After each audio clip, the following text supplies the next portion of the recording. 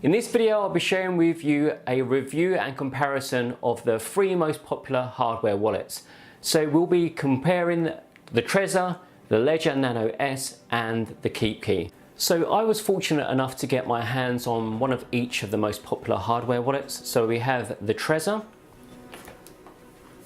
we have the Ledger Nano S, and we also have the KeepKey by KeepKey.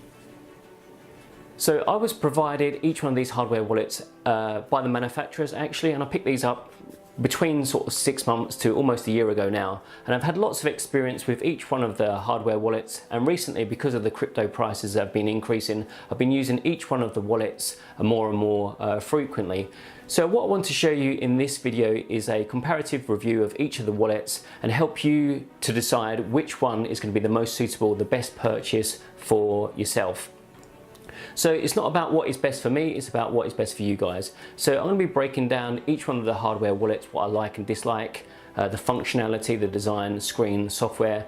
I'll be breaking all of that down and kind of sharing you on a comparative basis so you can make an informed decision about which is going to be the best one to suit your needs.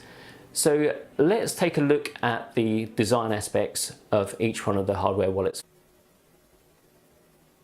Let's take a look at the design for the Trezor hardware wallet. So you can see this is the black plastic version. It comes in a few other colours. You can also get it in white and grey plastic. I've seen it. In some pictures I've seen it with a all metal casing, but I've never seen that available for sale, so I don't know whether that one was just a limited special edition version. On the front you've got a screen. It's kind of almost square to a point. Slightly rectangular, but quite squared off compared to the other hardware wallets. On the front you've got 2 buttons, one on the left and one on the right. At the bottom there is a micro USB connector. That's the same for all of the hardware wallets. So if you have a Samsung phone, it'll be the same connector also as many tablets, so that can be quite a good thing for you guys to use. Very simple on the back, nothing of note, just more plastic. In the top corner we have a little loop back, so you can connect it to a keyring. Trezor logo on the top. And that's it for the design of this one. Pretty simple, plain and functional. Next up we have the Ledger Nano S. So this design is a bit more like a regular USB thumb drive. So it has a metal casing around the outside edge, and then the main device is integrated within it. So you can kind of almost use this as like a protective cover, which is I think quite a cool feature, keeps it hidden away. On the top of the device we've got 2 buttons, one on the left and one on the right, and they're quite good to use together. So for example, when you first use the device, or every time you sort of access it afterwards, you can use these to scroll through a menu and access and set your PIN. So that's quite a cool feature. I do like that 2-button interface, same as the Trezor. It helps you to kind of confirm transactions but also cancel them. The screen is quite a bit smaller. It's not a very big screen at all, but it's probably just about big enough to see the basics of a transaction. So compared to all the other screens, the Ledger does have the smallest screen overall, but like I say, it is functional and it gets the job done. Just on the end there you can see it's the same micro USB connector. On the back you've got some logos and information, but not an awful lot on there. On the other side, and just pop that back in. Obviously you could use a keyring or loop to keep that on your keys. And now onto the KeepKey by KeepKey. So this is the biggest of the hardware wallets. It's significantly bigger than the other wallets, although it has the same basic features. So it's a all plastic case, although it's kind of 2 different plastics. You've got more this solid body on the reverse, the KeepKey logo, and then on the front it's almost semi-transparent. I don't think you can quite see it on the camera, but at certain angles just through the plastic you can very faintly see the screen underneath. Obviously when it's illuminated it comes right through with no problems at all. The KeepKey also has a slightly different design to the others. because this one only has a single button for confirmations. So the way it works is you can either press it quickly, or you can press it more of a longer press, and it shows you with the on-screen software what you need to do to kind of confirm a transaction. In most cases you hold it just for a second to confirm the transaction going through. On the bottom you also have a micro USB connection, once again same as with the other hardware wallets. The only thing I would say on this is I would like to have had it at a 90-degree angle to the button, because what you find is I would kind of like to have it in this orientation, and obviously when the cable is plugged in you can't do that. You have to have it basically always laying on its back there. It would have been nice to have that connector on the side there. Maybe they can do that in a future revision. I think that would work slightly better. But it's a very nice design. You can see the difference in this one if you compare it to the other wallets. This one has a more almost like a more professional corporate type feel. Not so much with the Ledger, but compared against the Trezor, this one has a much better feel, a little bit more professional to it, whereas the Trezor can sometimes, if you, I'll just show you back in comparison, it's got almost like a, I don't want to say unprofessional, but the finish is just not quite up to the same standard. And again with the Ledger, you can see the Ledger is also a very good finish. I think with the Trezor it's just the plastic that they've used. It makes it look a little bit cheaper than the other devices. Okay, so now focusing on the screens of each one of the devices, starting with the Trezor. First comes up with a little padlock, and then you can also, as I said before, you can customize it to include your own logo. And when you first start up the device, after it's been initialized, you'll be asked to enter your PIN. So the way it works is, you will see in my initial setup video, it shows you a PIN arrangement on the screen, and then what you have to do is enter your PIN according to that arrangement on the device. So for example, if our first digit was number 1, we need to enter on the screen at the bottom right hand corner and select that as 1. Okay, so here you can see that we are just about to send our Bitcoin transaction. So I just wanted to briefly share with you and show you exactly what the software interface looks like. I've covered this in a lot more detail in my initial setup video, so if you're interested in seeing more with the software, please go and check out those videos. But just very briefly, this is the interface that you use to send your transactions. In this instance, it's for sending Bitcoin. So you just open up your Chrome web browser, and it works with a web interface. Here you can enter your Bitcoin address that you're sending to, the amounts, and you can also change the Bitcoin fees. And then from this point, you just need to hit the green button, which is to send the transaction. And at that point, you need to confirm it on the hardware wallet. Okay, so from the screen capture, you would have seen I've just kind of demonstrated a transaction, and this is how it looks on the device. So you can see it confirms the send, although it is quite small, but you can see it to the eye, it's okay. So it confirms the amount at the very top, and also to the address, which is the Bitcoin tips address, by the way. And then you've got two options. We can either cancel the transaction, or we can confirm the transaction using the device. So in this instance, I'm just going to cancel the transaction. It's really just to demonstrate what that process looks like. Otherwise, if you confirm it, you'll just see a transaction confirmation. Next up is the Ledger Nano S. So if you plug in the cable, you can see there's a little tiny Ledger logo. One of the cool things that I do like about the Ledger is that we can enter our PIN using the buttons on the top of the device. So we can go down and we can go up to select a number, and to select the first digit, in this case if we say the first digit is a number 1, we press them both together to confirm that is our entry, and that's how you enter the PIN on the, so you enter it on the device rather than kind of looking at the device and then entering it on screen. So I do like that feature. Once you have entered your PIN, you are presented with a display menu. So you can see here you can choose different types of wallets. Depending on what firmware you have on the device, it will give you more or less wallets, and you can select through a range of them. So for example, if we just start off using our Bitcoin wallet, I press them, so we go right to select through, or we go left, and then to confirm we press them both together. And we can just leave it on that screen there now, and now we can enter or access it on the computer screen.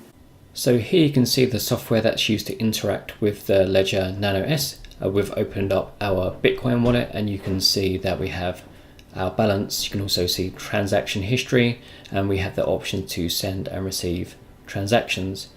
So I'll show you now what a demonstration transaction looks like. Here you can see our demonstration transactions. So at the top we have the Bitcoin amount, which is 1,000 for Bitcoin, the address that we're sending it to. We've also got our total balance, the transaction fees we can set within the wallet, and we've also got the total confirmation amounts at the bottom there. From this point we would just click on the send button, and from that point onwards we would then confirm it on the hardware wallet. Okay, I've used the computer software to set up a dummy transaction. So pretty much the same as before, except this time you can see the transaction, it's broken down into separate details. So we've got a X or cancellation of the transaction, or we can press the button to confirm the transaction. And like I said, because the screen is a little bit smaller than with the other screens, it kind of breaks it into separate pieces. So you can see the amount, 1,000 for Bitcoin. You can see the start and end of the address. And also you've got the Bitcoin confirmation fees there as well. So that's how it looks when you want to send a transaction out. And again, I'm just going to press the X and cancel this transaction. And now for the keep key, just plug it in. So you can see there is part of the display there. It actually comes from kind of this point all the way across to this point. You'll see that in a second when I show you a transaction. So as with the Trezor wallet, you can see it shows you a PIN matrix, and what we need to do is use that matrix and then enter the PIN via the computer.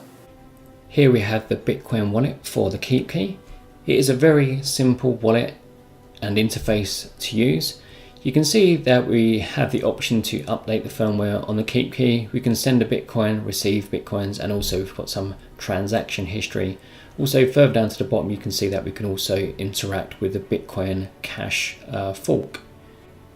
And just showing you what the demonstration transaction looks like. You can see again, very simple interface. So we've got the address to send the transaction to and the amount, and also we've got this fee at the bottom which is set by default.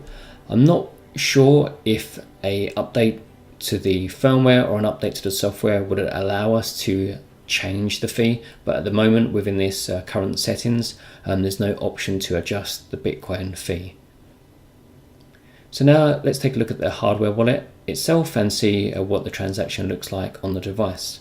So again, with the keep key we have to enter the PIN first, and now we can see the transaction information.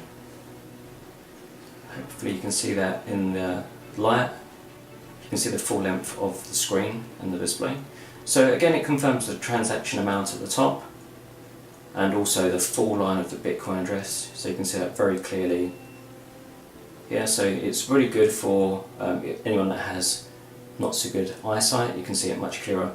Unfortunately I don't know if the camera picks it up quite as well as you can see it to the eye.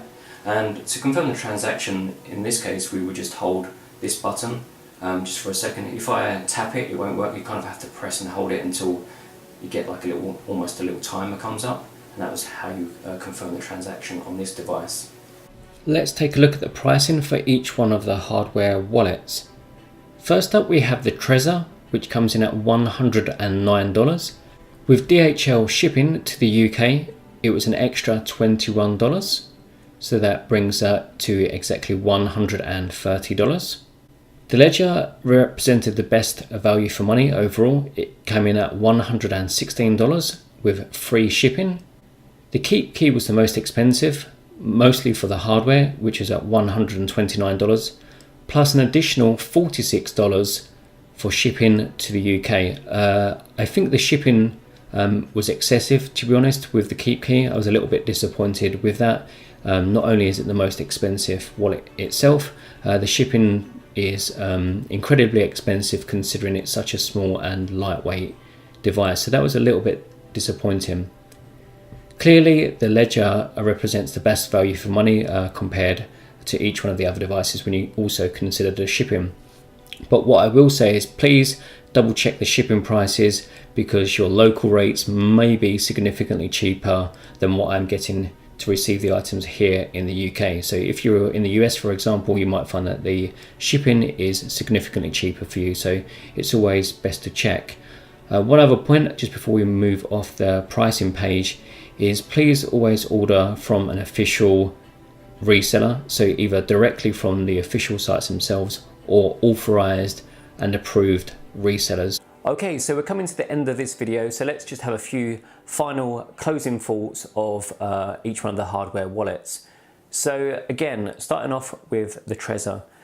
I would recommend this device to anyone that wants a greater level of options and capabilities. This Trezor device, it might not necessarily be the best looking, but it's very functional and very capable. So if you want something where you can do a wide range of different activities, multiple different types of coins stored in this device, and also other various levels of two-factor authentication, I would say go for the Trezor. It's going to give you the most options and capabilities.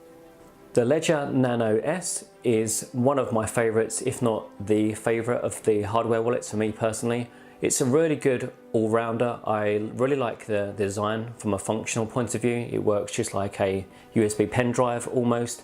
Really good for function and form factor. I like the dual buttons. The only sort of downside with the Ledger is the small screen. If you've got not such good eyesight, then the small screen is probably the only part that really lets this device down. You don't need it for an awful lot of information, but some people might prefer that slightly bigger screen. But other than that, it's a really good all-rounder, supports lots of coins. I really like the Ledger. And finally, we have the KeepKey by KeepKey. So this device is really good. I think a lot of corporate or business users will be really interested in using a device like this. Mostly it looks great. It's a really sleek looking piece of kit. It looks very professional. Probably also the color schemes. The button operation, it's one simple button operation, works very well. The big advantage to this device over the others is the screen size. So if you've got maybe sort of fat fingers, or your eyes are not quite as good as they used to be, then the bigger screen is definitely going to be a huge advantage for you. Like I say, it's slightly bigger than the other ones, but if you want a crystal clear, bright display that's really easy to read and easy to understand and interpret, the KeepKey is the one that you're going to go for. It supports a wide range of currencies and coins, just like the others, but this one just makes it easier to use with that big display. So that's the option for that one there. Okay, so wrapping up here, I certainly hope you've enjoyed watching this video. I've tried to kind of show you the various aspects of each one of the hardware wallets, give you a basic overview of each one of them, and also the basic operations of each one of the devices, and to give you guys a feel of how each one works and what one was going to be suitable for you. My personal favorite is the Ledger. I really like this device for many reasons, but mostly it's because it's a really good all-rounder. It kind of does everything you need, and it's really simple, easy to use, dual buttons, really nice form factor. Yeah, I really like the Ledger. It works really well. I've had no problems with it at all. Okay, so finishing up here, I hope you enjoyed watching this video. If you have any questions or comments, please leave those in the comments area down below, and I'll be sure to get back to you. Hopefully I've covered everything, but if there's anything I missed out and you guys want to ask me, be sure to do that. Till next time guys, thanks for watching. I'll see you on the next one.